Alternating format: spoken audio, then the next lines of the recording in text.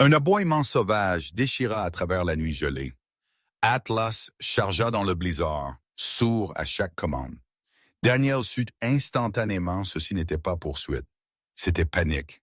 Il suivit, lampe de poche sculptant à travers le blanc total, jusqu'à ce que le faisceau attrapa un corps effondré dans la neige. Une jeune femme trop immobile. La lumière glissa plus bas et révéla une tache rouge foncée fumant contre la glace. Elle n'était pas perdue.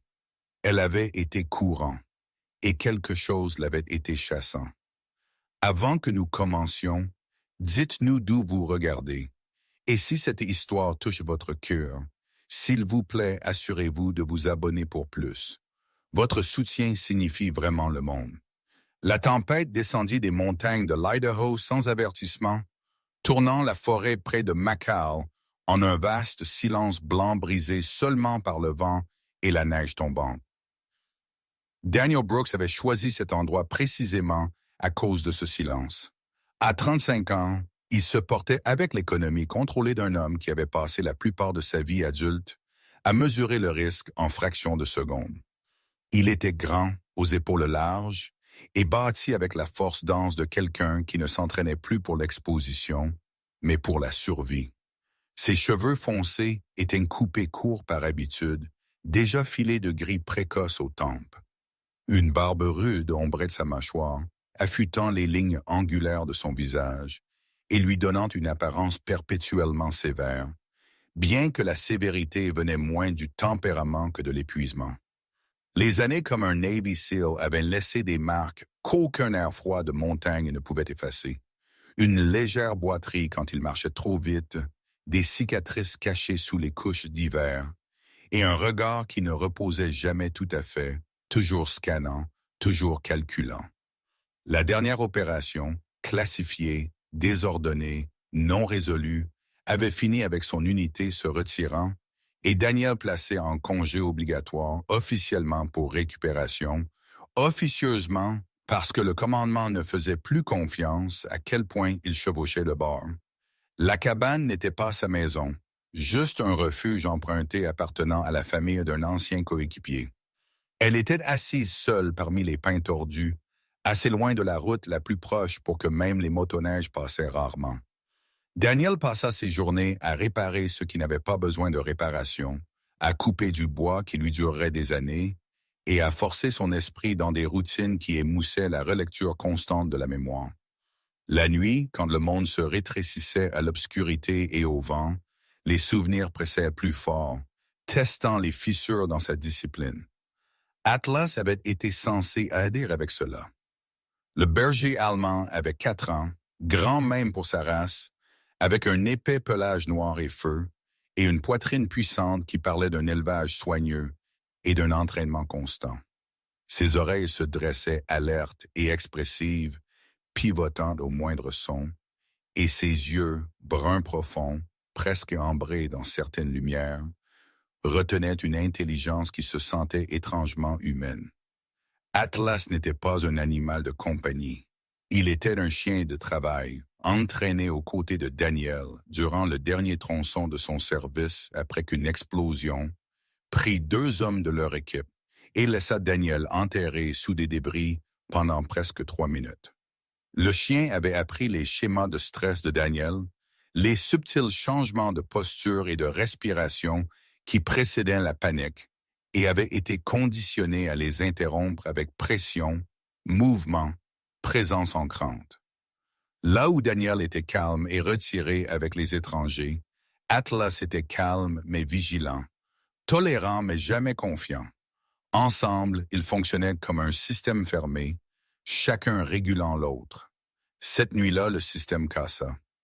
Le premier aboiement déchira la cabane comme un coup de fusil.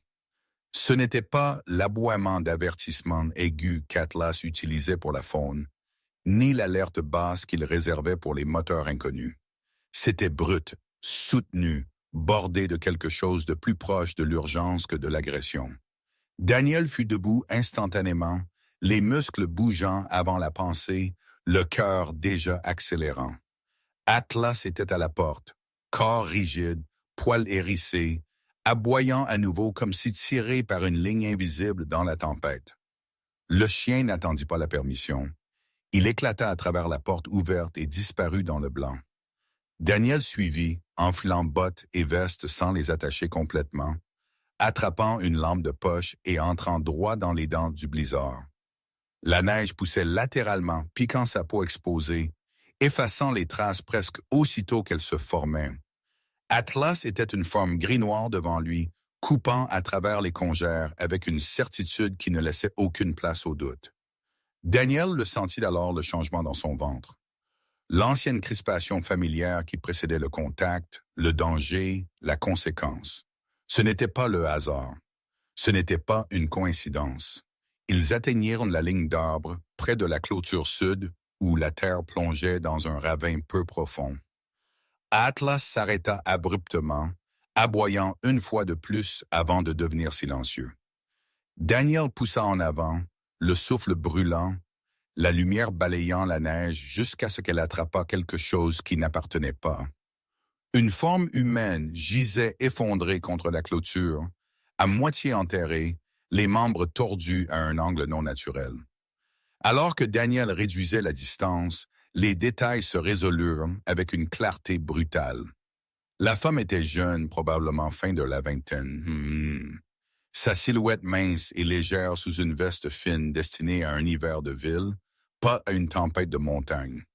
Des cheveux foncés se répandirent sur la neige, emmêlés de glace. Sa peau pâle au point de la translucidité.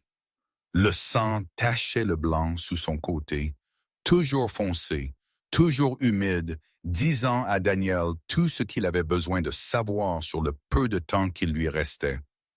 Atlas bougea alors, se plaçant carrément entre Daniel et la femme, le corps incliné vers l'extérieur, les yeux fixés sur la forêt au-delà, comme s'il la défiant de bouger. Ce n'était pas un instinct protecteur seul, c'était une évaluation. Le chien sentit ce que Daniel savait déjà, mais ne s'était pas encore permis de nommer. Les gens ne finissaient pas comme ça par accident. Pas ici, pas habillés comme ça, pas saignants et inconscients à moins d'un mile d'une cabane isolée.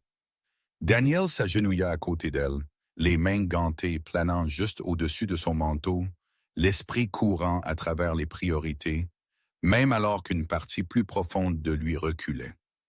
Il était venu ici pour disparaître, pour se reposer, pour distancer les fantômes qui le suivaient chez lui de la guerre. Au lieu de cela, la guerre l'avait trouvé de toute façon, livré à sa ligne de clôture sous la forme d'une étrangère mourante. Atlas tint sa position, une barrière vivante contre la tempête et tout ce qui pourrait circuler juste au-delà de la vue.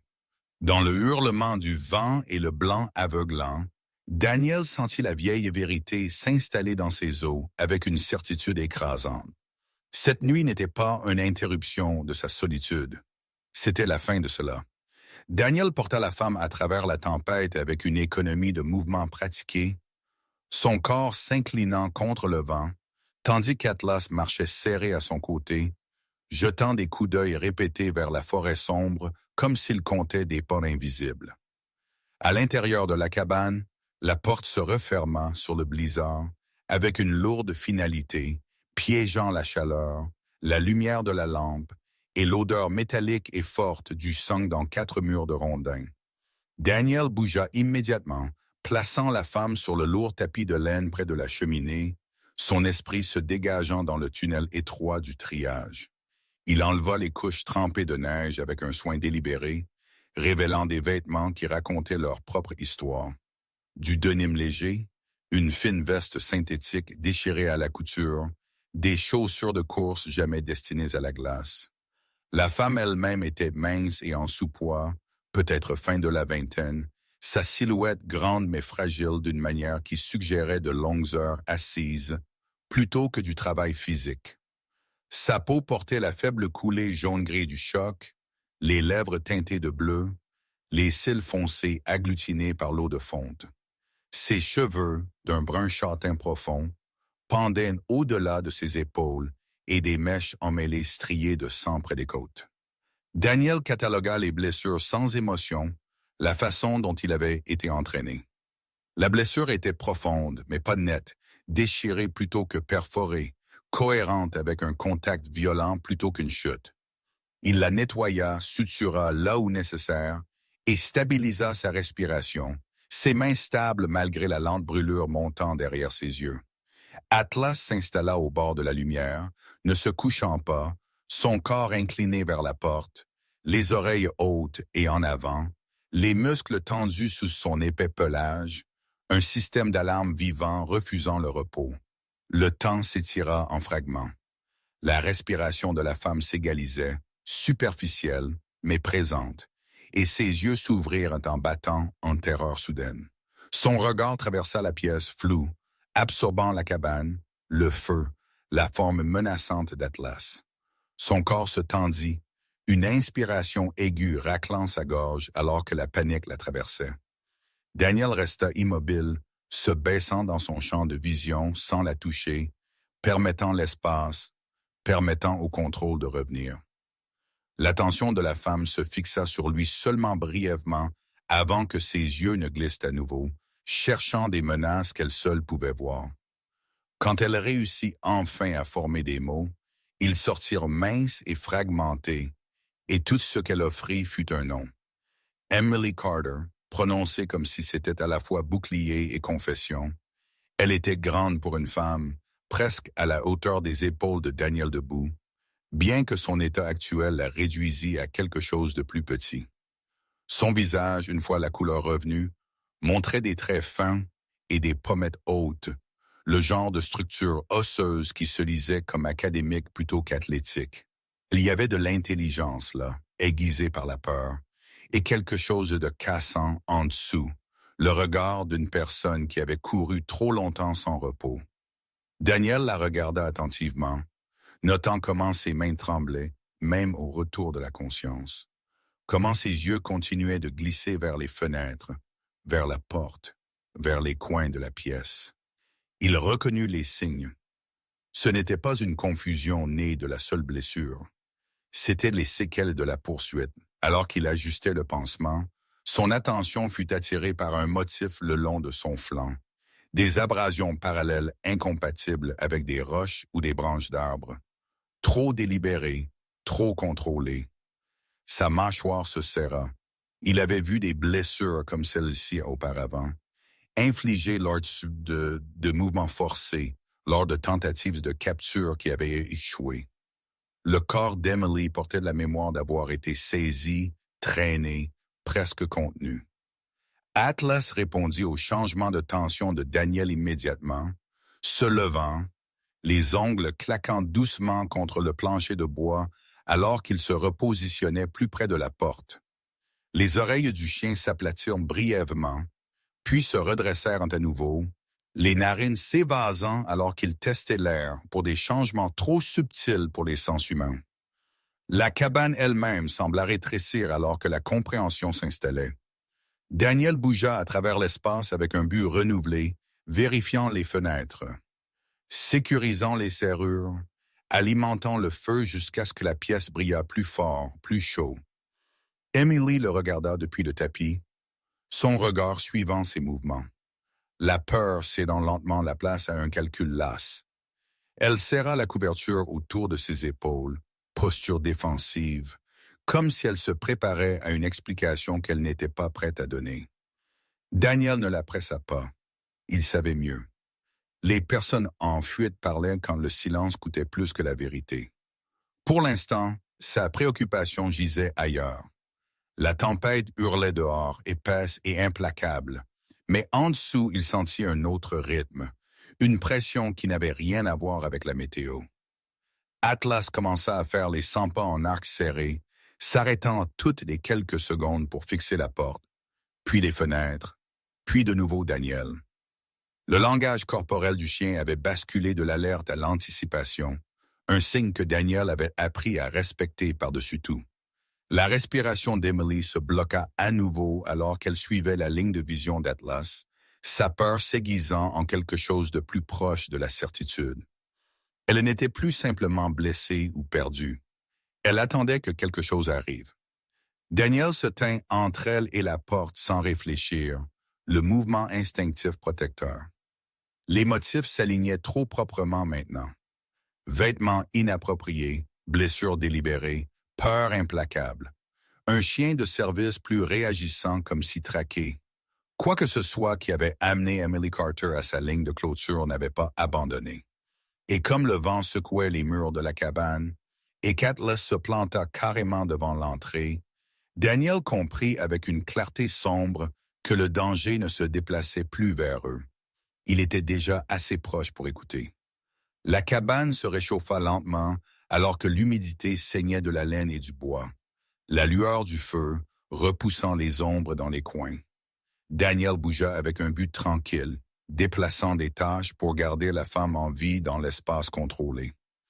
Emily resta sur le tapis près du foyer, enveloppée dans une couverture, sa respiration plus régulière, mais son corps toujours bloqué dans une posture de tension gardée. Atlas ne quitta pas le seuil de la pièce, son poids équilibré sur ses pattes avant, la queue basse, les oreilles traquant les changements minimes dans l'air.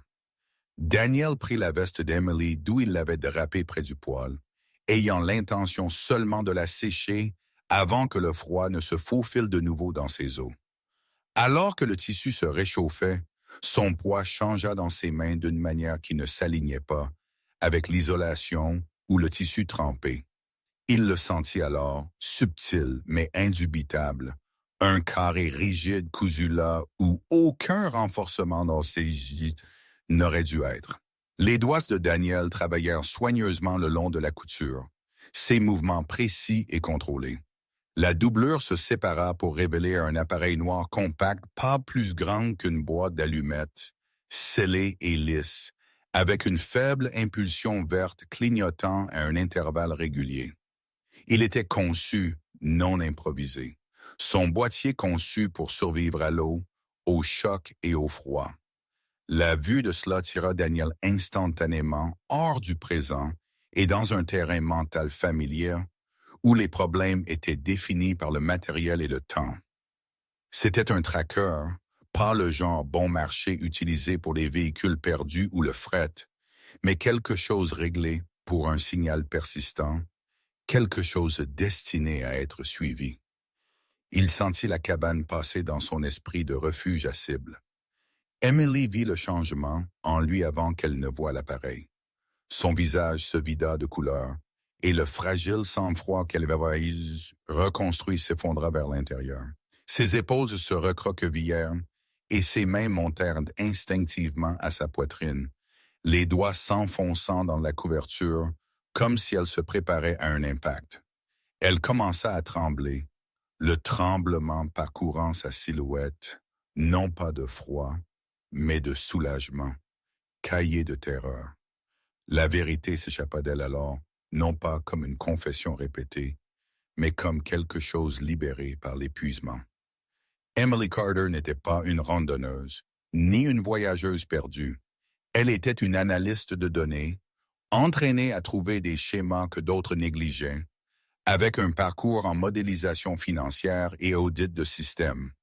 Son travail l'avait entraîné dans l'orbite d'un conglomérat énergétique privé opérant à travers plusieurs États, une entreprise dont l'image publique était propre et civique, mais dont les registres internes racontaient une histoire différente. Elle avait découvert des transactions enfouies, des rapports de sécurité supprimés et des pistes numériques qui se terminaient abruptement là où des denteurs disparaissaient des listes de paye et des registres. Sa corpulence et son comportement prirent soudainement sens pour Daniel maintenant. La minceur née de longues heures penchée sur des écrans, la netteté dans ses yeux aiguisés par des années de scrutin, la peur de quelqu'un qui avait appris trop tard que l'information pouvait être fatale. Atlas répondit à l'effondrement d'Emily en se rapprochant, plaçant son corps entre elle et les fenêtres, sa présence ancrante sans être intrusive. Son pelage se hérissa légèrement le long de la colonne vertébrale, une réponse que Daniel reconnut comme la réaction du chien à la volatilité émotionnelle montante. Daniel posa l'appareil sur la table et l'étudia, l'esprit courant à travers les options. Le détruire ne ferait que geler le signal à cet endroit, transformant la cabane en un point fixe sur la carte de quelqu'un d'autre. Le laisser intact garantirait que ceux qui avaient suivi Emily ici continueraient de se rapprocher. La tempête dehors masquait le son, mais pas l'intention. Il comprit maintenant pourquoi Atlas avait réagi si violemment dans la nuit. Le chien n'avait pas été attiré par hasard. Il avait été répondant à une pression déjà se déplaçant à travers la forêt. Daniel bougea à travers la cabane à nouveau, cette fois avec l'urgence mesurée de la préparation. Il rassembla des matériaux sans fanfare. Papier d'aluminium du tiroir de la cuisine. Un petit sac étanche utilisé pour les allumettes. Corde d'un kit de réparation près de la porte. Emily le regarda depuis le tapis, les yeux traquant chaque mouvement, sa peur s'aiguisant en une terreur focalisée. Le poids de la culpabilité pesait sur sa posture, visible dans la manière dont ses épaules s'affaissaient vers l'intérieur, comme si elle croyait avoir livré le danger directement dans sa vie. Daniel ne le reconnut pas. Son esprit construisait déjà distance et délai. Il enveloppa l'appareil serrément, superposant de la feuille pour perturber la transmission, le scellant dans le sac avec un soin délibéré. Atlas le suivit à la porte, muscles enroulés, clairement conscient que la limite entre l'intérieur et l'extérieur était sur le point d'être franchie à nouveau. Daniel entra dans la tempête brièvement, s'éloignant de la cabane vers le son de l'eau courante qu'il avait noté plus tôt ce jour-là. Le ruisseau au bord de la propriété coupait profondément à travers la fonte des neiges, son courant violent et non gelé. Il sécurisa le traqueur enveloppé à une lourde branche gorgée d'eau, testa le nœud 2 fois et le relâcha dans le courant. La branche tourna une fois, puis disparut dans le chaos blanc, portant le signal clignotant loin en aval, loin des coordonnées de la cabane. Daniel resta là un instant, laissant le froid mordre son visage, mesurant le silence qui suivit. Il n'avait pas effacé la menace, seulement la redirigé. Mais le temps, même le temps emprunté, était monnaie. Quand il rentra à l'intérieur, la cabane se sentit altérée, ses murs plus minces, sa chaleur provisoire. Atlas reprit sa position à la porte, posture inflexible, tandis qu'Emily resta près du feu, ses yeux fixés sur l'endroit où Daniel avait disparu quelques instants auparavant. La réalité s'installa entre eux sans mots. La cabane avait été marquée, la tempête était temporaire, et les gens qui voulaient cet appareil ne s'arrêteraient pas à un signal manquant. Daniel avait choisi d'intervenir, et en faisant ainsi avait accepté les termes d'une confrontation qu'il ne pouvait pas encore voir.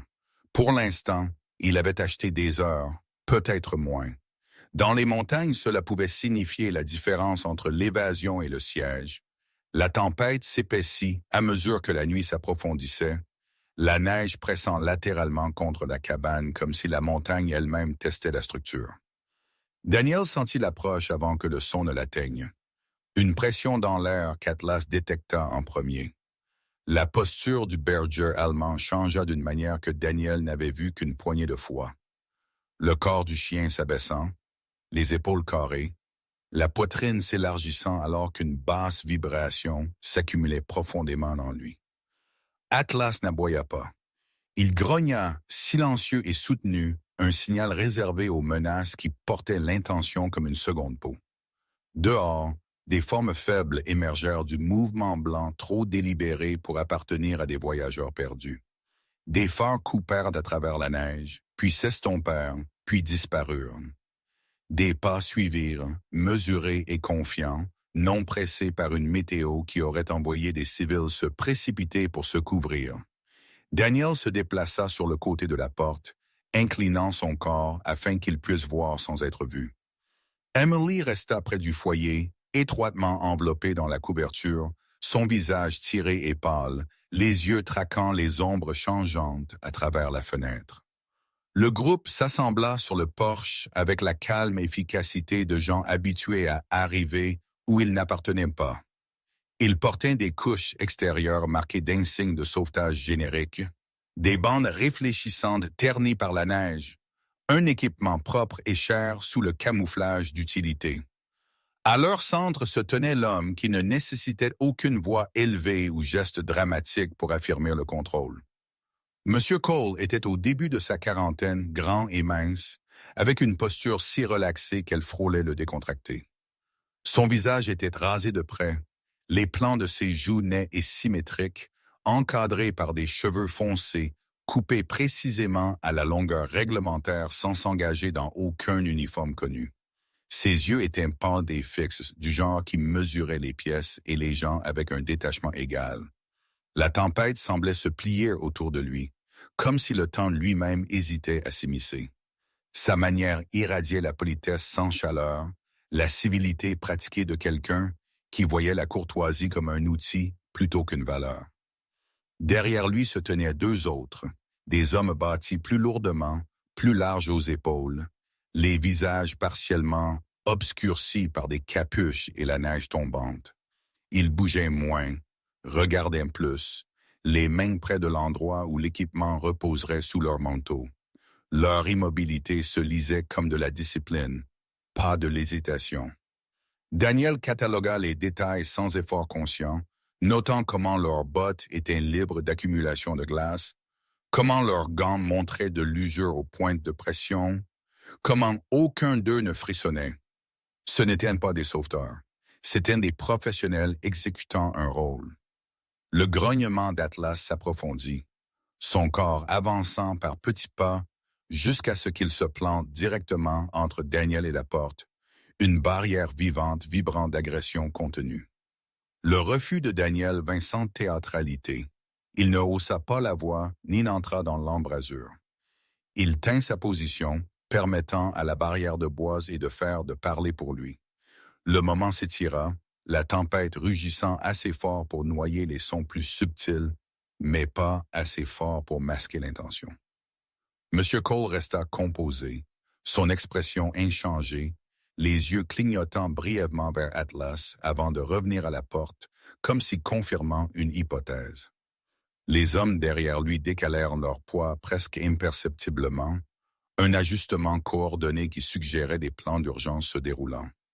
La respiration d'Emily s'accéléra, ses épaules se tendant sous la couverture, son regard fixé sur le chef dehors. Elle le reconnut, pas par nom peut-être, mais par présence. C'était l'homme au centre de la gravité dont elle avait été courant. L'impasse se résolut sans escalade, mais non sans conséquence. M. Cole inclina légèrement la tête, un geste qui aurait pu être lu comme du respect sans la froide précision derrière. Le groupe se retira avec le même calme mesuré avec lequel ils étaient arrivés, les pas reculant dans la tempête jusqu'à ce que le porche restât vide une fois de plus. Le moteur revint, bas et contrôlé, puis s'estompa dans la distance blanche. Le silence suivit, lourd et non naturel, comme si la montagne elle-même retenait son souffle. Atlas resta rigide longtemps après que les sons eurent disparu. Grogne s'apaisant et une vigilance tendue, les oreilles toujours traquant le vide au-delà de la porte. Daniel attendit avant de bouger, comptant les battements de cœur, écoutant la plus petite irrégularité sous le rugissement de la tempête. Seulement quand Atlas déplaça enfin son poids, Daniel se permit d'expirer. La rencontre avait confirmé ce que le tracker n'avait que sous-entendu. Les gens chassant Emily étaient disciplinés, patients et assez confiants pour tester les limites avant de les franchir. La retenue de M. Cole n'était pas miséricorde, c'était de la reconnaissance. Il était venu pour vérifier, pour observer les réactions, pour mesurer la résistance. Daniel comprenait le langage de telles visites intimement. La politesse était l'avertissement. Emily resta silencieuse, son visage tendu par la connaissance qu'elle avait été vue. Sinon directement alors par association. La cabane qui des heures plus tôt s'était sentie comme un refuge s'enregistra maintenant comme un point d'intérêt sur la carte opérationnelle de quelqu'un d'autre. Daniel bougea à travers l'espace à nouveau, vérifiant les serrures, ajustant les lignes de visée, renforçant les petites vulnérabilités avec un soin méthodique. Atlas le suivit, jamais plus d'un pas derrière, sa présence ancrant Daniel, même alors que le poids de la responsabilité s'installait plus lourdement sur ses épaules. Les chasseurs avaient frappé et avaient été refusés. Ils s'étaient retirés sans force. Mais le message était clair. La prochaine fois qu'ils reviendraient, la courtoisie serait inutile. La cabane se transforma sous les mains de Daniel, son immobilité rustique remodelée en un espace défendable par des habitudes forgées loin de l'Idaho. Il travailla sans hâte, pourtant sans pause, déplaçant les meubles pour rétrécir les lignes d'approche, ancrant des pièces lourdes où elles pouvaient briser les lignes de visée, vérifiant les charnières et les loquets, avec la pression attentive de quelqu'un qui savait comment les structures cédaient sous la force. Emily regarda de près du foyer, sa posture plus droite maintenant, malgré la faiblesse persistante dans son corps. Il la guida à travers des mouvements simples et répétables. Comment se positionner loin des fenêtres? Comment bouger tranquillement? Comment stabiliser sa respiration quand la peur menaçait de voler la coordination? Ne la touchant jamais, ne parlant jamais, seulement démontrant jusqu'à ce que ses muscles reflètent le rythme. Elle apprit rapidement, son intelligence traduisant l'instruction en action avec une urgence aiguisée par la survie. Atlas les suivit tous les deux, sa grande silhouette coulant silencieusement de pièce en pièce, l'épaisse fourrure le long de ses épaules montant et s'installant à mesure que la nuit pressait plus près.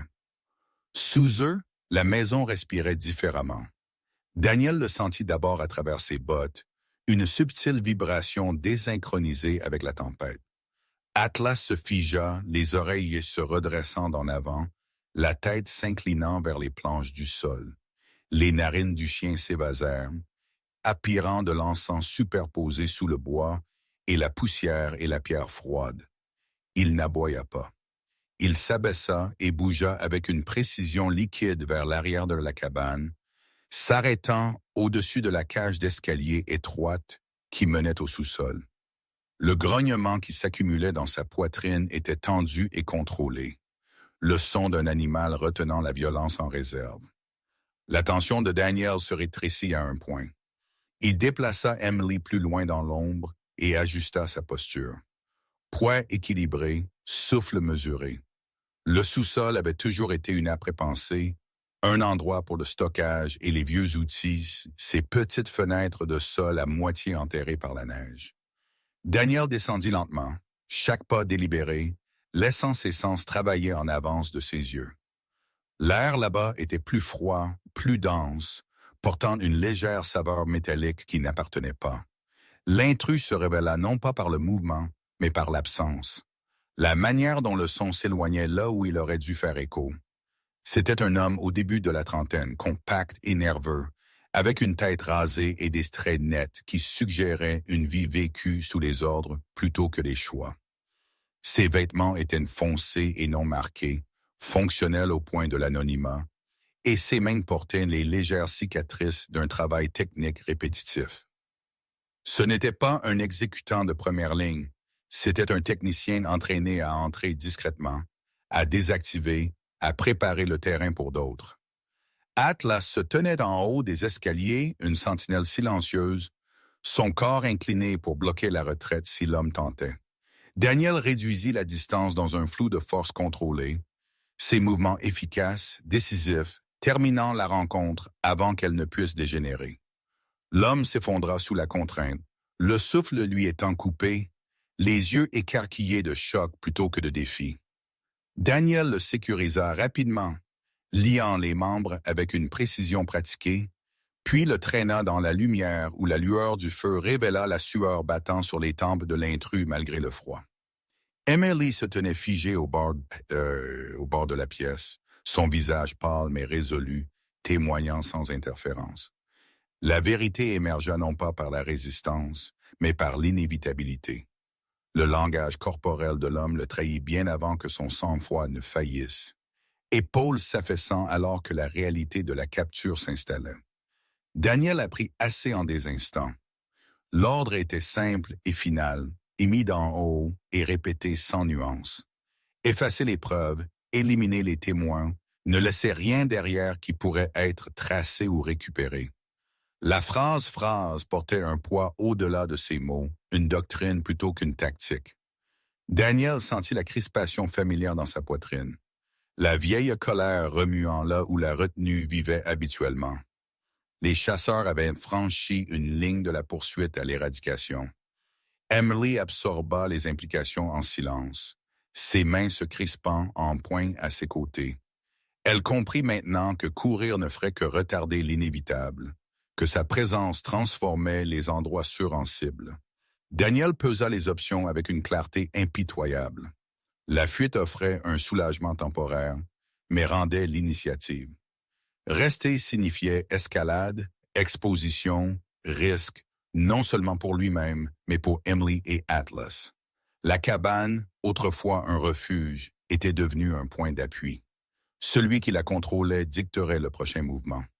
Il sécurisa l'intrus hors de vue, s'assurant qu'il ne pouvait ni avertir ni saboter, puis retourna dans la pièce principale. Atlas resta alerte, l'attention enroulée mais contrôlée, ses yeux ne quittant jamais Daniel. La loyauté du chien était absolue, sa confiance tacite, et elle ancrait Daniel contre la poussée d'instincts concurrents. Il regarda Emily, voyant non pas un fardeau, mais une responsabilité qu'il avait déjà acceptée au moment où il l'avait soulevée de la neige. Le choix se cristallisa avec une clarté qui le surprit. Courir ne ferait que prolonger la chasse. Y mettre fin ici sur un terrain qu'il comprenait, avec préparation et résolution, offrait la seule chance de briser le cycle. Daniel reprit son travail avec une concentration renouvelée, fortifiant les faiblesses qu'il avait délibérément laissées flexibles, installant la cabane non pas comme un bunker, mais comme un leurre. Il vérifia son équipement, le poids de celui-ci familier et ancrant, et fit l'inventaire du temps, de la lumière et de la météo. La tempête ne durerait pas éternellement. Quand elle se briserait, le mouvement suivrait. Atlas se pressa près, sentant le changement dans l'intention de Daniel, sa queue basse mais stable, prêt à agir. Emily redressa ses épaules et refléta le calme de Daniel, la peur tempérée en but. Au moment où le feu s'installa en une combustion basse et régulière, la décision avait été prise sans un mot. Ils ne fuiraient pas. Ils affronteraient, contiendraient et mettraient fin à la menace avant que l'aube ne la force à l'ouverture. La tempête descendit des montagnes de l'Idaho sans avertissement, tournant la forêt près de McCall en un vaste silence blanc brisé seulement par le vent et la neige tombante. Daniel Brooks avait choisi cet endroit précisément à cause de ce silence. À 35 ans, il se portait avec l'économie contrôlée d'un homme qui avait passé la plupart de sa vie adulte à mesurer le risque en fractions de secondes. Il était grand, aux épaules larges, et bâti avec la force dense de quelqu'un qui ne s'entraînait plus pour l'exposition, mais pour la survie. Ses cheveux foncés étaient coupés courts par habitude, déjà filés de gris précoce aux tempes. Une barbe rude ombrait sa mâchoire, affûtant les lignes angulaires de son visage et lui donnant une apparence perpétuellement sévère, bien que la sévérité venait moins du tempérament que de l'épuisement. Les années comme un Navy SEAL avaient laissé des marques qu'aucun air froid de montagne ne pouvait effacer. Une légère boiterie quand il marchait trop vite, des cicatrices cachées sous les couches d'hiver, et un regard qui ne reposait jamais tout à fait, toujours scannant, toujours calculant. La dernière opération, classifiée, désordonnée, non résolue, avait fini avec son unité se retirant et Daniel placé en congé obligatoire, officiellement pour récupération, officieusement parce que le commandement ne faisait plus confiance à quel point il chevauchait le bord. La cabane n'était pas sa maison, juste un refuge emprunté appartenant à la famille d'un ancien coéquipier. Elle était assise seule parmi les pins tordus, assez loin de la route la plus proche pour que même les motoneiges passaient rarement. Daniel passa ses journées à réparer ce qui n'avait pas besoin de réparation, à couper du bois qui lui durerait des années et à forcer son esprit dans des routines qui émoussaient la relecture constante de la mémoire. La nuit, quand le monde se rétrécissait à l'obscurité et au vent, les souvenirs pressaient plus fort, testant les fissures dans sa discipline. Atlas avait été censé aider avec cela. Le berger allemand avait 4 ans, grand même pour sa race, avec un épais pelage noir et feu, et une poitrine puissante qui parlait d'un élevage soigneux et d'un entraînement constant. Ses oreilles se dressaient. Ses oreilles se dressaient alertes et expressives, pivotant au moindre son, et ses yeux bruns profonds, presque ambrés dans certaines lumières, retenaient une intelligence qui se sentait étrangement humaine. Atlas n'était pas un animal de compagnie. Il était un chien de travail, entraîné aux côtés de Daniel durant le dernier tronçon de son service après qu'une explosion prit 2 hommes de leur équipe et laissa Daniel enterré sous des débris pendant presque 3 minutes. Le chien avait appris les schémas de stress de Daniel, les subtils changements de posture et de respiration qui précédaient la panique, et avait été conditionné à les interrompre avec pression, mouvement, présence ancrante. Là où Daniel était calme et retiré avec les étrangers, Atlas était calme mais vigilant, tolérant mais jamais confiant. Ensemble, ils fonctionnaient comme un système fermé, chacun régulant l'autre. Cette nuit-là, le système cassa. Le premier aboiement déchira la cabane comme un coup de fusil. Ce n'était pas l'aboiement d'avertissement aigu qu'Atlas utilisait pour la faune, ni l'alerte basse qu'il réservait pour les moteurs inconnus. C'était brut, soutenu, bordé de quelque chose de plus proche de l'urgence que la première fois que son contrôle s'échappa. Daniel y mit fin sans excès. Il fit tomber M. Cole, dépouilla les moyens de nuire et le laissa conscient, respirant et contenu. Le chef gisait lié contre la pierre froide, la tempête traçant du givre le long des bords de son manteau. Les autres hommes se retirèrent dans le blanc, la discipline se dissolvant en survie une fois que le commandement s'effondra. Daniel ne les poursuivit pas. L'objectif avait changé. L'épreuve importait plus que la rétribution. Atlas gisait là où il était tombé, la poitrine s'élevant superficiellement, le souffle embuant l'air en courte rafale. Daniel s'agenouilla à côté de lui, les mains stables alors qu'il évaluait les dommages avec un soin pratiqué. La blessure était grave mais pas fatale. Une dure leçon payée en sang et loyauté. Daniel la lia serrément, pression précise, sa mâchoire serrée alors qu'il ancrait Atlas contre le froid, avec sa propre chaleur corporelle. Les yeux du chien ne quittèrent jamais le visage de Daniel. La confiance coulait des 2 côtés, ininterrompue. Quand Daniel regarda en arrière vers M. Cole, l'homme rencontra son regard avec quelque chose qui ressemblait plus à de la surprise qu'à de la peur. Le chef avait attendu une fin. Il avait reçu de la retenue à la place. Daniel le sécurisa pour le transport pour la lumière du jour, pour le genre de vérité qui nécessitait des témoins vivants. La tempête continua de faire rage, mais son caractère avait changé. Il ne se sentait plus comme de la dissimulation. Il se sentait comme une couverture pour la retraite. Ils bougèrent enfin, Daniel portant Atlas avec une force prudente, la mine reculant dans la blancheur derrière eux. Le chemin du retour était lent et délibéré, chaque pas choisi pour préserver la vie plutôt que de la réclamer.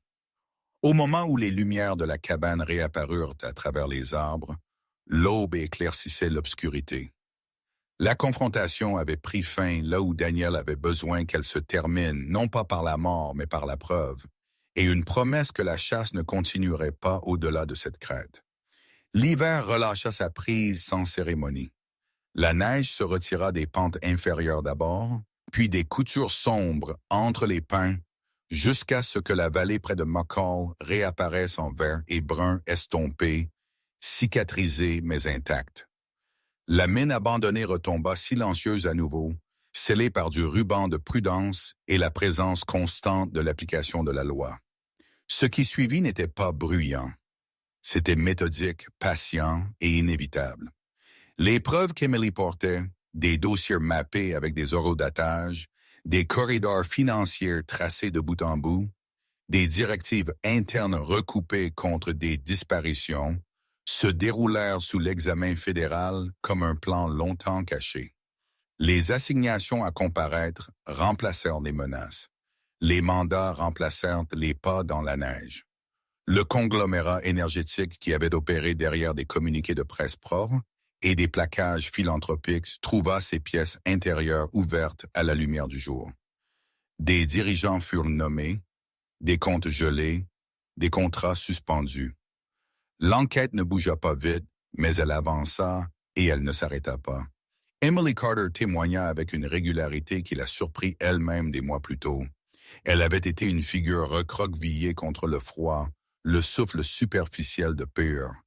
Maintenant, elle se tenait droite, sa silhouette grande et mince ancrée par un but plutôt que par l'adrénaline. Ses cheveux, autrefois emmêlés de glace et de sang, tombaient proprement à ses épaules, brun foncé et sans ornement.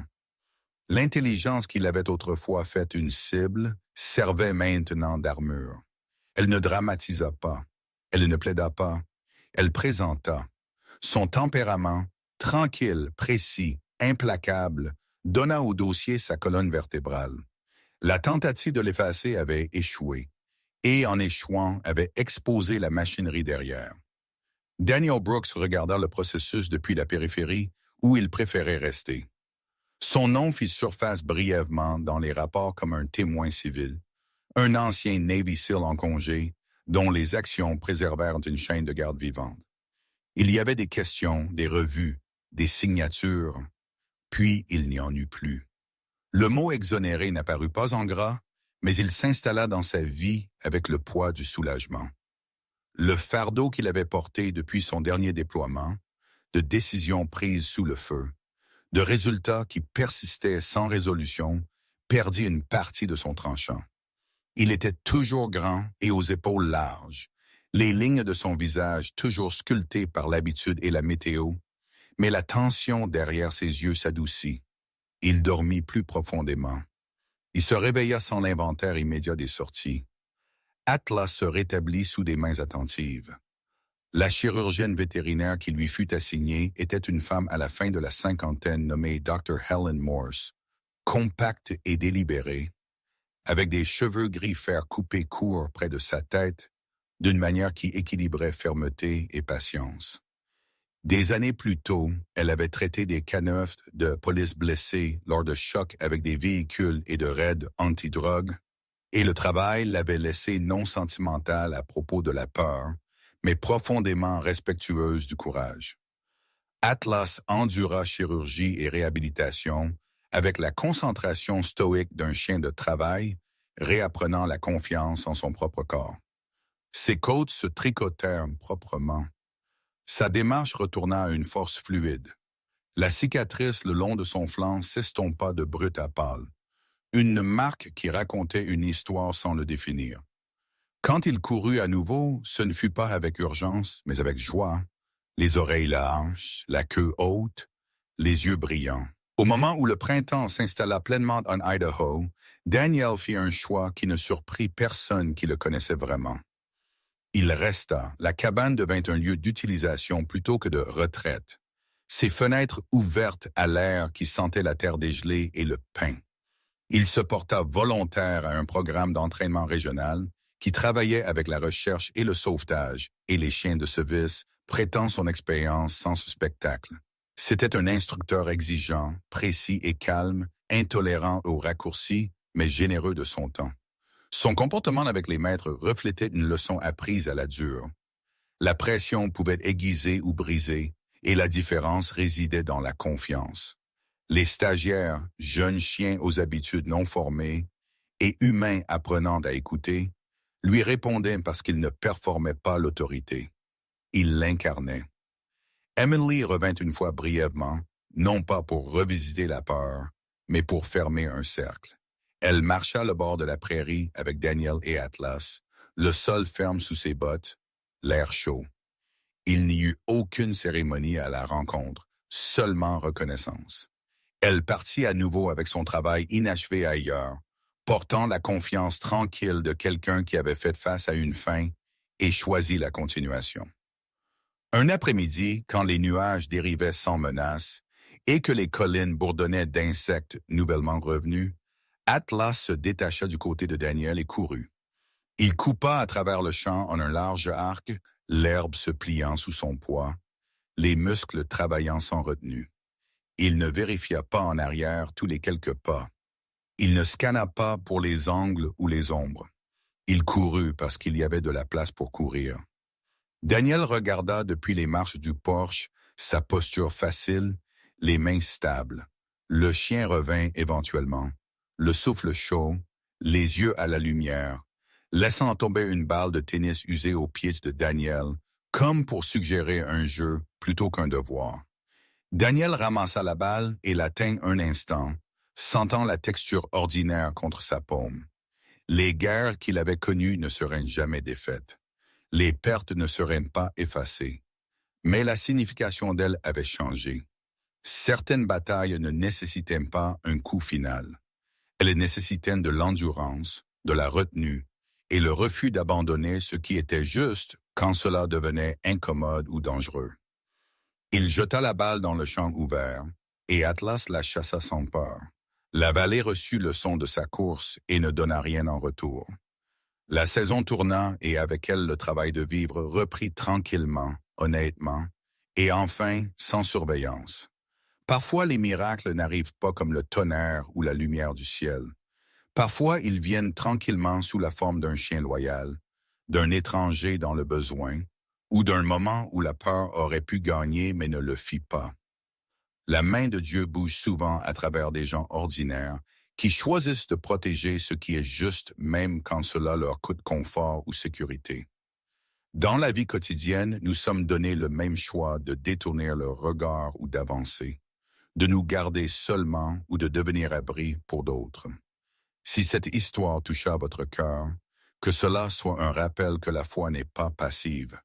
Elle est vécue par l'action, la compassion et le courage. Partagez cette histoire avec quelqu'un qui a besoin d'espoir. Laissez un commentaire avec d'où vous regardez afin que nous puissions prier ensemble. Abonnez-vous à la chaîne pour garder ces histoires vivantes. Que Dieu vous bénisse, protège votre famille et guide vos pas aujourd'hui.